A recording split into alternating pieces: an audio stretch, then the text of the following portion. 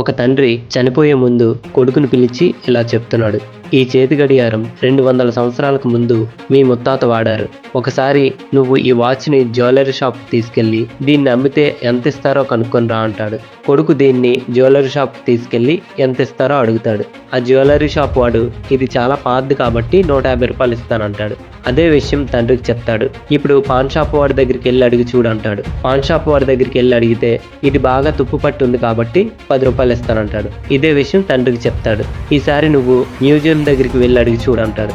Museum వాళ్ళు దీన్ని చూసి ఇది చాలా పురాతనమైన వాచ్, అలాగే ఇది చాలా అరుదైనది కూడా, దీనికి మేము 5 లక్షల వరకు ఇస్తామంటారు. ఆ అబ్బాయి వెంటనే ఇంటికి వెళ్ళి తండ్రికి ఈ విషయాన్ని చెప్తాడు. అప్పుడు ఆ తండ్రి కొడుకుతో ఇలా చెప్తాడు. ఇప్పుడు ఇదంతా నీ జీవితం ఎలా ఉండాలి, ఎలా ఉండకూడదు అనే విషయాన్ని నీకు తెలియజేయడం కోసమే చేశాను. ఈ ప్రపంచం చాలా విచిత్రమైనది. నీకు విలువ లేని చోట ఎప్పుడూ ఉండడానికి ప్రయత్నించుకో. అలా అని వాళ్ళ మీద కోపం తెచ్చుకున్నా వాదించినా ఏమీ ప్రయోజనం ఉండదు. కాబట్టి నీకు ఎక్కడైతే తగిన విలువ ఉంటుందో అక్కడే ఉండడానికి ట్రై చేయి. నీ జీవితం చాలా అందంగా ఉంటుంది.